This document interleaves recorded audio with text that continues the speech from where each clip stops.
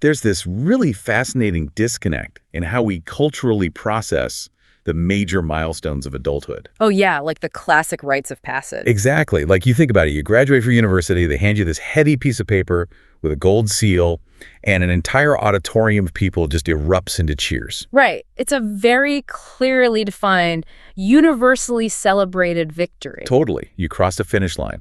Or, you land your first serious job, sign that offer letter, and you probably go out to dinner with your friends to celebrate. It feels like a massive, undeniable win. It does. But then you hit the reality of securing, like, the most basic human need, which is shelter. You step into the world of renting your very first apartment, and suddenly that clear sense of victory is just, well, it's completely buyed. Oh, completely obscured by a fog of logistical stress. Right. Financial anxiety, interpersonal negotiation, and if you're navigating that highly specific, highly pressurized environment in a second language. Which is so tough. Yeah, operating at that B1 or B2 level where you're conversational, but maybe you lack the granular vocabulary of real estate, it stops being a milestone. It really does. It starts feeling like a survival test. Exactly. And you're hitting on a fundamental psychological reality here about language acquisition and environmental stress. Okay, unpack that for me. Well, when you're operating in a second language, your baseline cognitive load is already elevated. You're constantly translating, filtering, interpreting. All right, your brain is already working overtime. Exactly. Now, drop that already taxed brain into a high-stakes scenario like an apartment viewing. Oh, man, yeah. The landlord is talking super fast. There are major financial implications. Legally binding documents are looming. And like other prospective tenants might be walking through the door at any second. It's a complete nightmare. It is the absolute definition of a cognitive bottleneck. The stakes feel incredibly high. And the pressure to not make a devastating mistake, like signing a contract you don't fully understand. Or agreeing to a price that has hidden fees. Exactly. The pressure is just overwhelming. Which is exactly why we're dedicating today's deep dive to unpacking a solution to that exact bottleneck.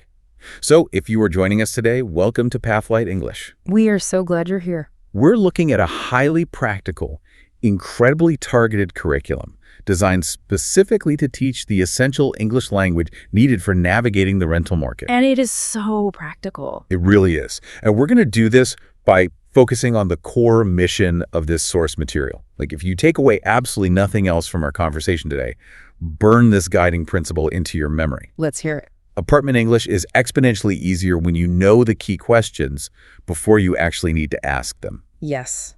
That concept of knowing the questions beforehand is the bedrock of what linguists and psychologists call preloading. Preloading, right. Think about what happens in your brain when you don't have a specific script ready. The landlord finishes their pitch, they look at you expectantly, and your brain suddenly has to perform like 5 complex tasks simultaneously. Oh, I've been there. You freeze. You completely freeze because you have to conceptualize what information you need, translate that concept into English vocabulary, arrange that vocabulary into grammatically correct syntax. While also making sure your tone is culturally appropriate. Exactly. And then you have to physically articulate it. If you don't have the specific targeted phrases already locked in, your working memory just maxes out. You just start panicking about how to construct a sentence. Right. Rather than focusing on the actual critical information the landlord is giving you. It's the equivalent of trying to stitch your parachute together while you're already in free fall. That's a great analogy. You're so focused on the mechanics of not crashing that you completely miss the landscape. Yeah, and by having these Pathlight English phrases preloaded, you bypass all of that on-the-spot processing. You just deploy the phrase. It frees up an immense amount of mental energy. It does. It allows you to actually look at, the water pressure in the shower, evaluate the safety of the neighborhood, and just make a sound decision for your life. Absolutely. Yeah. And I want to set a very clear boundary for how we're approaching this material today. We are completely bypassing all that esoteric, impenetrable real estate jargon. Oh, thank goodness. This is not a legal seminar. Definitely not. We are not diving into complex contract law, zoning ordinances, or like the minutia of property taxes. Yes, Dolly wants that. No. This entire exploration is focused purely on clear, functional, everyday adult life vocabulary. The English you can literally use this afternoon if you have an apartment viewing schedule. Highly actionable. Exactly. So we're going to walk through the actual chronological timeline of renting a space, starting with the absolute ground floor of any adult transaction. Which is always the money. Always the money. Because Yes, sir. before you care about the view, before you care about the commute, there is only one variable that actually dictates whether you can live in a space. It is the unavoidable filter.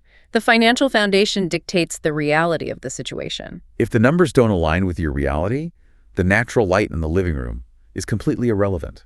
Exactly. So let's look at the asking about cost section of the Pathlight English Guide. Yeah, the very first piece of language they highlight is the most fundamental mechanism for establishing that financial baseline. The phrase is simply, how much is the rent? How much is the rent? I mean, it's structurally basic, but its pragmatics, like how it functions in the real world, are incredibly important for a language learner to grasp. Because it's so direct. Right. The explanation provided in our source material notes that this is the primary standard way to ask for the monthly price of an apartment. And I think what's crucial here is understanding the cultural mechanics of that directness. Because, depending on where you grew up or the cultural norms of your native language, initiating a conversation by instantly demanding to know the exact financial cost can feel incredibly blunt. Oh, absolutely. It can feel like you're being aggressive or entirely transactional. Yeah, you walk in, you shake hands, and boom, you ask for the price tag. That is a very profound observation regarding cross-cultural communication.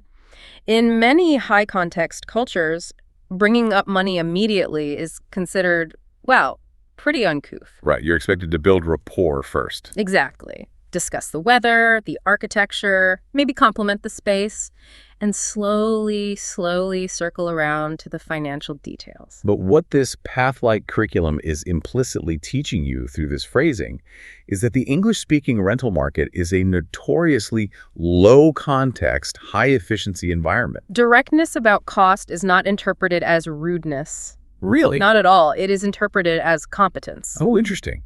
It signals that you're a serious adult who respects everyone's time. Precisely. Beating around the bush or using overly soft, vague language about money, like asking, what sort of financial commitment are we looking at here? That actually creates friction, doesn't it? It does. It causes confusion. The property manager wants to know if you're a viable candidate, and you need to know if this place is within your budget. So, how much is the rent? Mm-hmm.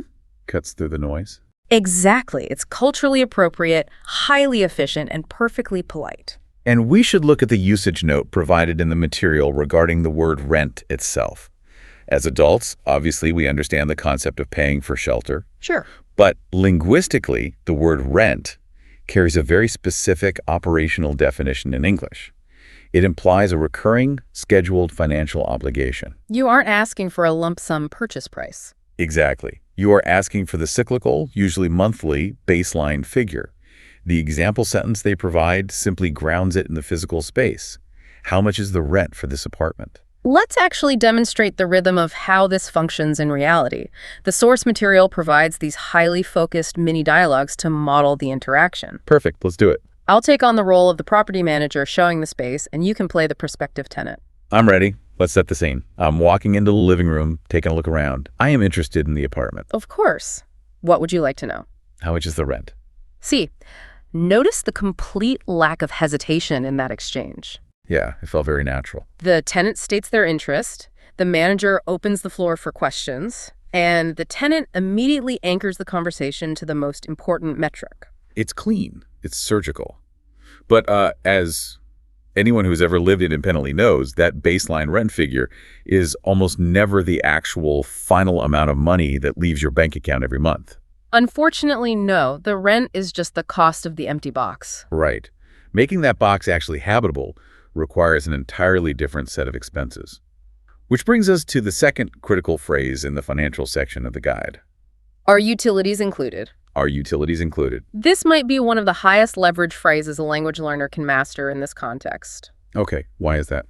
Well, the explanation here is that this question determines whether the essential services required to run the apartment are bundled into that rent price, or if they represent separate additional financial liabilities. Okay, I want to interrogate the word utilities for a moment. Go for it. If I put myself in the shoes of a B1 or B2 learner, utilities feels like a very clunky, almost bureaucratic piece of vocabulary. It does sound a bit formal. It sounds like something you read on a municipal tax form.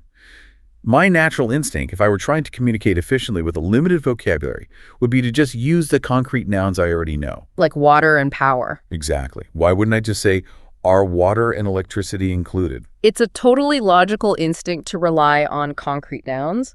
Water, power, gas. Those are tangible concepts. Right. Utilities is an abstract concept. But to understand why the Pathlight Guide pushes learners toward utilities, we have to talk about the linguistic concept of hypernyms and hyponyms. Unpack that for us. What are those? Okay, so a hyponym is a specific, narrow word. Water, electricity, internet, gas, trash collection, those were all hyponyms. Got it. A hypernym is the umbrella term that categorically contains all of those specific words. Utilities is the hypernym. I see where this is going. Right. Now, think back to our discussion about cognitive load. If you rely on the specific nouns, you have to mentally generate and verbally list every single one of them to ensure you are fully protected from hidden costs. That sounds exhausting. Is water included? What about electricity? Do I pay for the trash collection? Exactly. Is the heating gas or electric, and who pays for that? And the danger is, if you forget to ask about one of them because you're stressed, you are entirely liable for it. That's the trap. You might successfully confirm that water and electricity are included, but completely forget to ask about heating. Then January arrives, a massive blizzard hits, and you are suddenly hit with a crippling heating bill because it wasn't covered. Exactly. By forcing yourself to learn and deploy this one slightly bureaucratic umbrella term, utilities, you create a linguistic safety net. A safety net. I like that. The usage note in the material explicitly defines utilities as covering water, electricity, internet, and heating. When you ask, are utilities included? You are forcing the landlord to disclose the status of the entire category of services in one stroke. Oh, wow. It's a massive efficiency hack. You learn one word, and it does the heavy lifting of 5 different concepts. It transfers the burden of explanation completely onto the landlord. They now have to itemize the list for you, rather than you trying to guess what services exist. That's brilliant. The example sentence provided is beautifully comprehensive. Are utilities included in the rent? Let's run the mini dialogue for this so we can hear how it layers on top of the initial price discussion. Okay, I'll play the landlord this time, stating the baseline price. And I will be the tenant, making sure I'm not walking into a trap of hidden fees. The rent is one amount per month. Are utilities included? It's such a sophisticated pivot.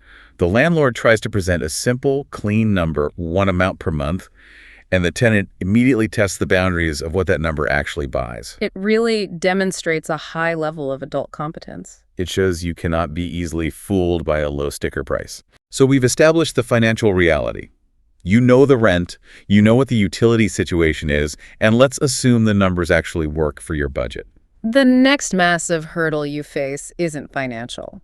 No, it's temporal. You have to figure out the logistics of time and legal commitment. Moving from the abstract concept of affording the space to the physical reality of occupying it. Which moves us into the asking about time and rules portion of the Pathlight Guide. And the immediate question that dictates whether you can actually live there is our third key phrase. When is it available? When is it available? The explanation here is straightforward. This phrase is used to ask for the specific date when you can legally take possession of the keys and move your physical belongings into the space. The word available is so fascinating in English because of how wildly flexible it is across different contexts. It really is. In a lot of languages, you have very specific words for a room being empty versus a person having free time versus an object being ready to purchase. But in English, available is this incredibly versatile workhorse of a word. Its semantic core always implies readiness for use or engagement, but the subject changes everything. Right. If you ask a friend, are you available on Friday night? You're asking about their schedule. You're asking if their time is unallocated. Yeah, and if you're in a romantic context and you ask if someone is available, you're asking about their relationship status. Are they single and unattached? And here, applying it to real estate, the usage note perfectly translates that concept to a physical space. Exactly. To ask if an apartment is available is to ask if it is legally unattached from a previous tenant, physically empty, clean, and ready for you to establish a relationship with it. It's a great conceptual bridge for learners. You're taking a word you might already use to schedule a coffee date and applying it to a major legal transaction. It really is. And from a negotiation standpoint, the answer to when is it available dictates who has the leverage. Oh, that's a great point. If the landlord says it was available 2 months ago, they are bleeding money, and you have the power to negotiate the rent down. Because they're desperate to fill it. Exactly. But if they say it's not available until October and I have a waiting list, They hold all the cards. The timeline is the ultimate leverage point. The example sentence anchors it to the noun. When is the apartment available? Let's drop into the mini dialogue. I'll be the renter expressing my initial approval of the space. And I am the landlord waiting for your signal. I like the place. Great. When is it available? It is the natural pivot from emotional approval to logistical reality. Now, assuming the availability aligns perfectly with your timeline, say, your current lease ends on the 31st, and this new place is available on the first place, you have to figure out the duration of your commitment. You have to define how long you are legally tethered to this new landlord. Which brings us to the fourth phrase in our guide. What is the lease term? What is the lease term? This is a crucial phrase. The explanation provided is that it asks for the legal duration of the rental agreement. I'm going to be honest, when I first encountered this phrase, it made me slightly uncomfortable. Why is that? Well, we set a boundary at the very beginning of this conversation that we were going to completely avoid complex legal jargon. And lease term sounds intensely legalistic. It does. It sounds like something a property attorney says in a boardroom. My instinct is that a regular person, especially someone learning the language, would just say, how long can I live here? Or how many months do I have to stay? That's a totally fair point. Why are we forcing them to adopt this lawyerly vocabulary? It's a very valid critique. Lease term absolutely is legal jargon, but here is the critical distinction. Okay. It is the one piece of legal jargon that has become so universally embedded in everyday English adult life that it's no longer optional. Ah, I see. It's crossed over from the courtroom into the living room. Exactly. It's the unavoidable baseline. If you ask a landlord, how long can I live here? You're asking an open-ended philosophical question. True. A friendly landlord might say, oh, you can stay for years. We love long-term tenants. That sounds nice, but it provides zero legal definition. It doesn't tell you when they can raise the rent. Right. And it doesn't tell you when you're allowed to move out without paying a penalty. It's way too vague. Way too vague. A lease is the specific physical or digital contract you are going to sign. The term is the uncompromising temporal boundary of that contract.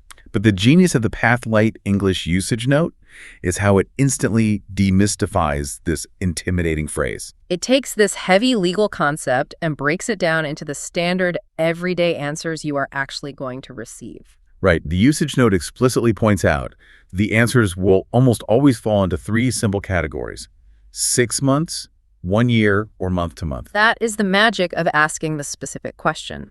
You deploy a slightly elevated formal phrase, what is the lease term?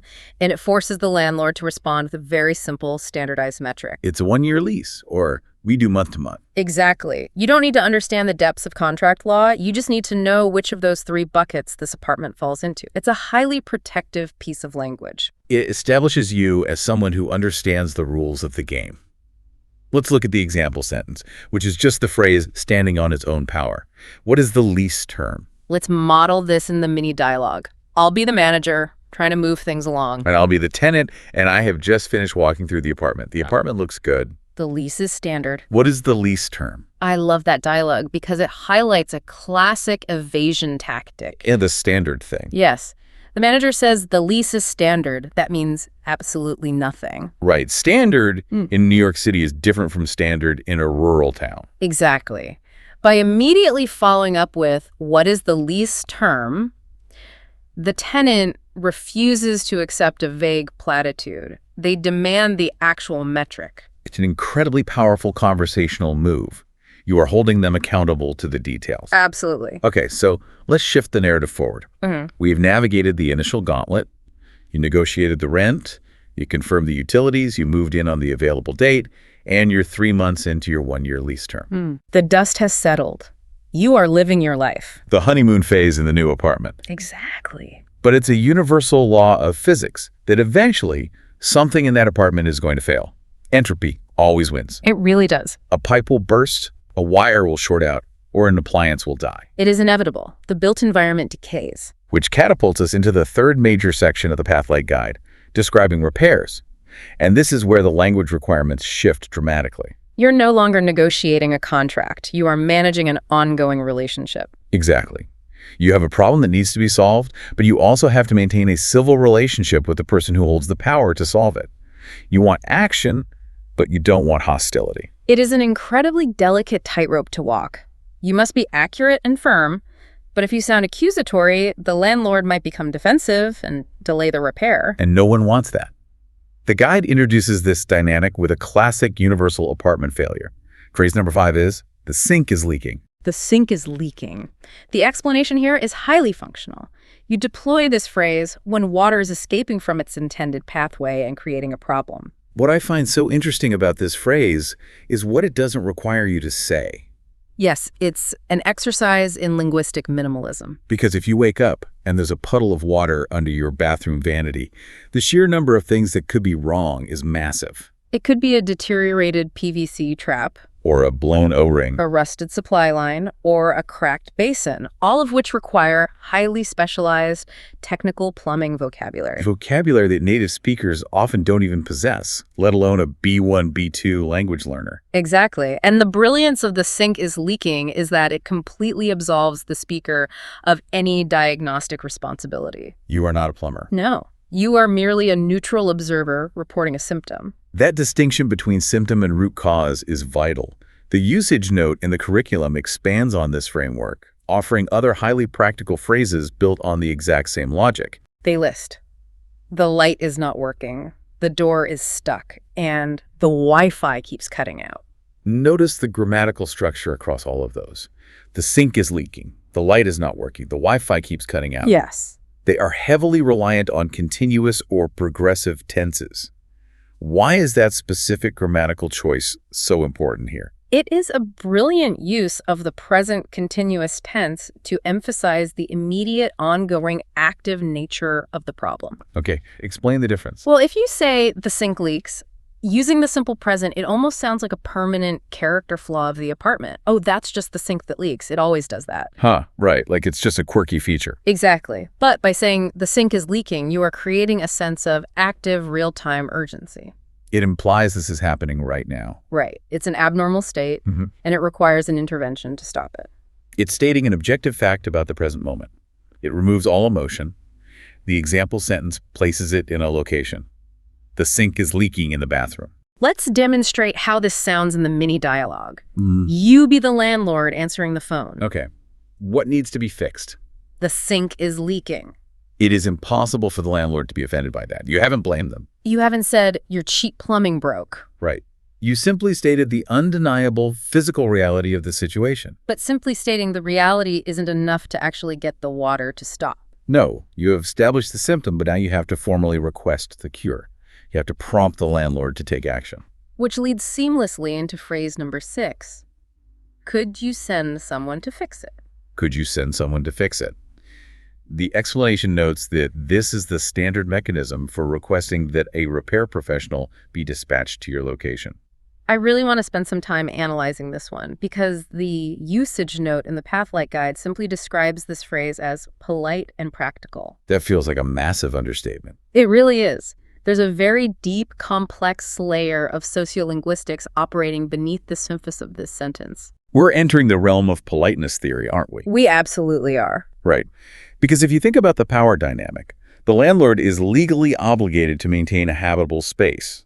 The lease guarantees working plumbing. So technically, the tenant has the right to demand a fix. Technically, You could say, fix my sink immediately, or you need to send a plumber today.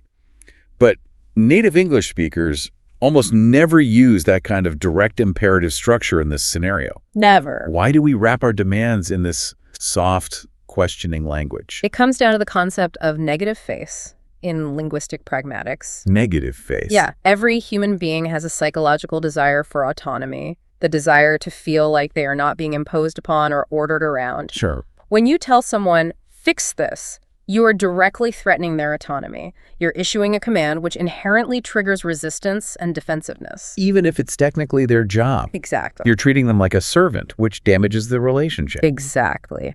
So English relies heavily on modal verbs to soften the impact. Like could. Right. Could is a modal verb of possibility. By phrasing the demand as a question, could you send someone, you're creating linguistic distance. Ah, so you're technically asking if they have the ability to do it, rather than commanding them to do it. Exactly. You're offering them the illusion of choice. It's a velvet glove over an iron fist. Precisely. It is a highly formalized stance. Both parties know it's a demand, but the packaging of the demand preserves the landlord's dignity and autonomy. That is so interesting. Furthermore, the second half of the phrase, send someone to fix it, is incredibly strategic. How so? It pivots the focus away from the problem and entirely onto the solution.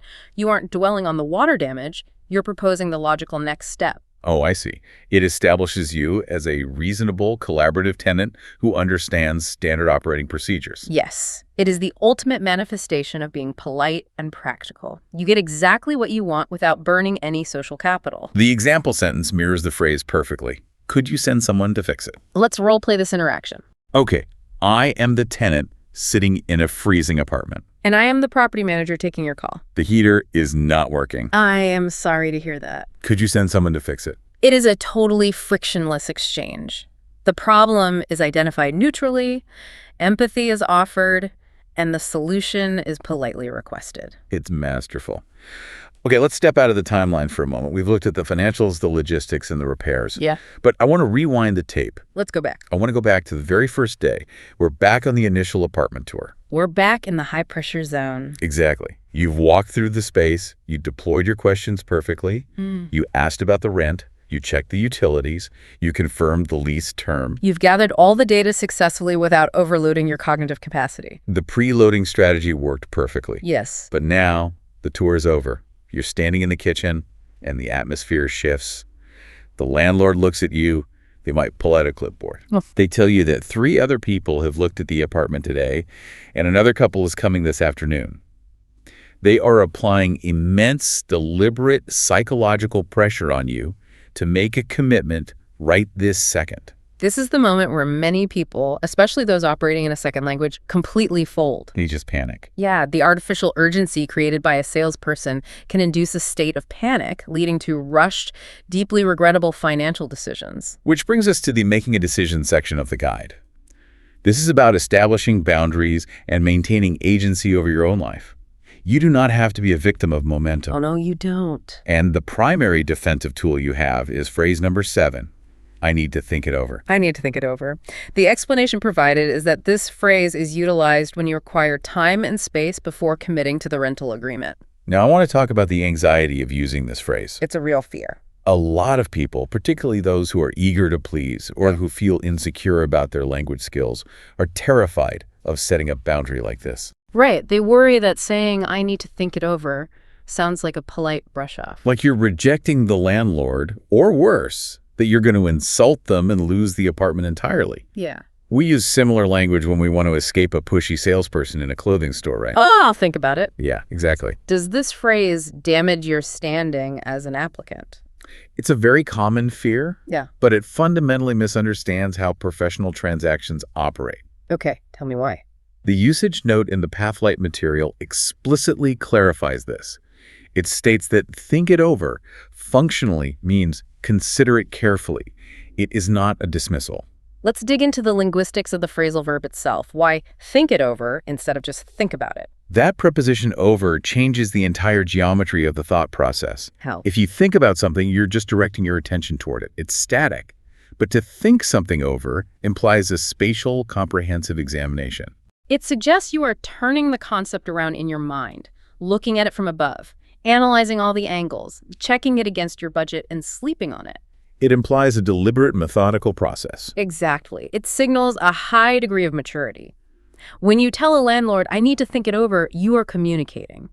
I recognize the gravity of this legal and financial commitment. I am not an impulsive person. I make calculated decisions. Ironically, setting that firm boundary actually makes you look like a much more reliable, stable, and desirable tenant. It really does. It proves you aren't going to sign a lease today and break it tomorrow. It's a verbal shield. It deflects the high-pressure sales tactic while preserving your dignity and your candidacy. And the example sentence provides a great template for softening the boundary if you actually do love the space. I like the apartment, but I need to think it over. It affirms your interest while firmly halting the momentum of the sale. Let's demonstrate this dynamic in the mini dialogue. I'm going to hold my ground as the empowered tenant. And I'm going to apply the pressure as the landlord. Would you like to apply it today? I need to think it over. It completely neutralizes the urgency. The conversation cannot proceed to a signature until you have completed your deliberate process. But what if that process is already complete?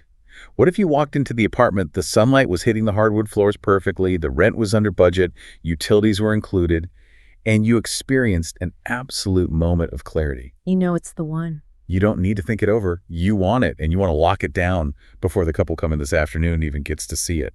Then you must transition from gathering information to initiating the administrative machinery. Which brings us to our final piece of language, phrase number 8. What are the next steps? What are the next steps? The explanation defines this as the way to ask for instructions on how to proceed if you want to secure the apartment. The usage note for this phrase is my absolute favorite in the entire curriculum. What does it say? It explicitly states, this phrase is useful in many adult situations. It is acknowledging that this is not just real estate vocabulary. This is a master key for navigating modern corporate and adult life. It really is a foundational piece of professional communication, and if we analyze why it's so effective, it brings us full circle back to our core concept of cognitive load. Yes. Imagine you decide you want the apartment. If you don't have this phrase, your brain suddenly faces a massive wall of unknown administrative procedures. Right. Start spiraling. Do I need to pay a deposit right now? Do you need a cashier's check or a wire transfer? Do I have to fill out a paper application or is it an online portal? Do you need my employer's phone number? Do you run a credit check? Your working memory is immediately overwhelmed trying to guess the landlord's specific proprietary system. But the beauty of what are the next steps is that it completely short-circuits that entire spiral. Exactly. You don't need to know any of the procedural vocabulary. You take the entire burden of explaining the complex administrative process and you hand it directly back to the expert. You're saying, I have made my decision to proceed. You own the system. You provide the roadmap. It forces them to give you a chronological checklist. It's confident, it's proactive, and it requires virtually zero processing power on your end. You just deploy the phrase and take notes on what they tell you to do. It is the ultimate adult cheat code. Truly. The example sentence places it squarely in the rental context. Yeah. What are the next steps if I want to apply? Let's run the final mini dialogue. I am the manager, ready to close the deal. And I'll be the tenant who has found their dream apartment. I am interested in the apartment. Right. What are the next steps? And from there, the manager will literally hand you the instructions. The ambiguity is completely removed. Okay, we have systematically unpacked an incredibly dense, highly strategic linguistic toolkit. We've looked at the directness of asking for rent, the efficiency of umbrella terms like utilities, The leverage of availability. the boundary setting of lease terms and thinking things over, and the politeness of repair requests. But analyzing the theory is only the first half of the equation. Right. The theory is useless if you cannot access the language under pressure.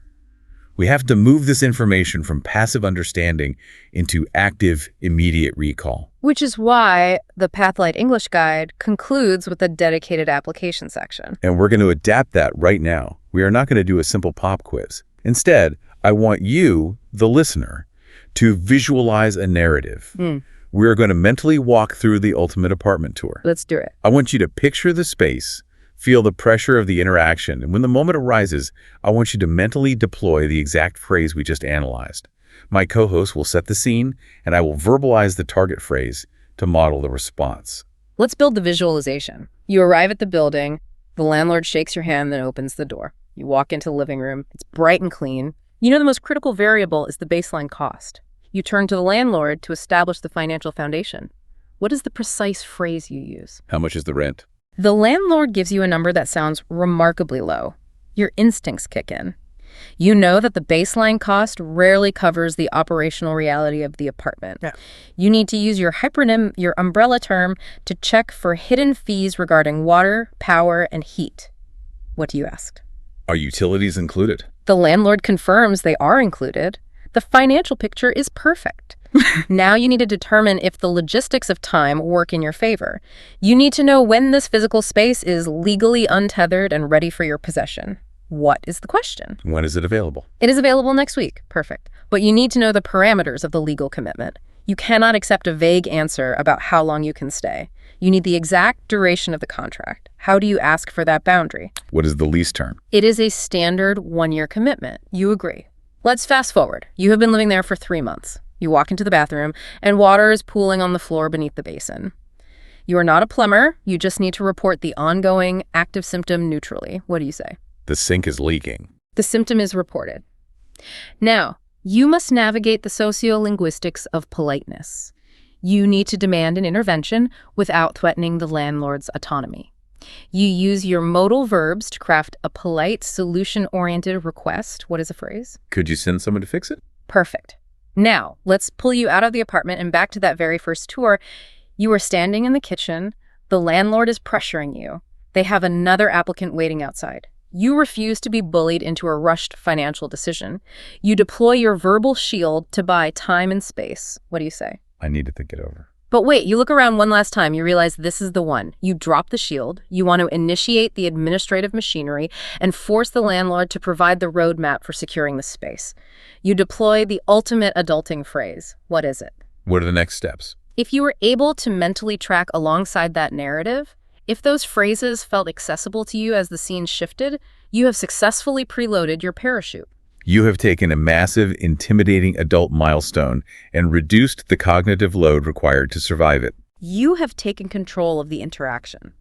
Before we sign off, I think it's important to reflect on the deeper implications of what a curriculum like Pathlight English actually provides. Yeah, let's talk about that. Because we've spent this entire deep dive talking to vocabulary as a purely transactional tool, a way to get an apartment.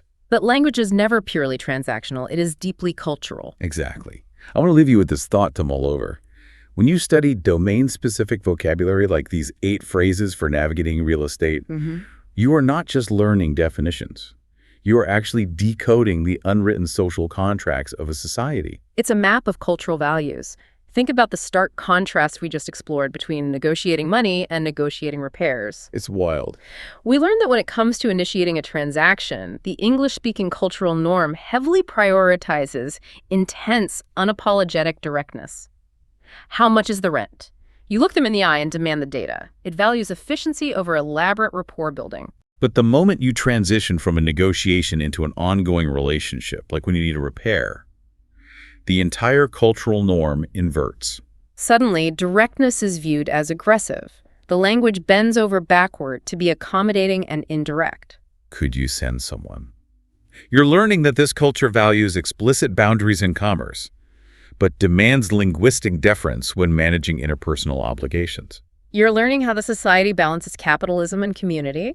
You are learning the culture through the grammar. The language is the map. And to ensure you can actually read that map when you need it, we want to echo the final call to action provided directly in the Pathlight English source material. Your homework is highly practical.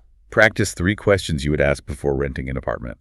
Do not just read them. Select the 3 phrases from today that you find most challenging, stand in front of a mirror, and physically articulate them until the muscle memory is established. Make the language your own.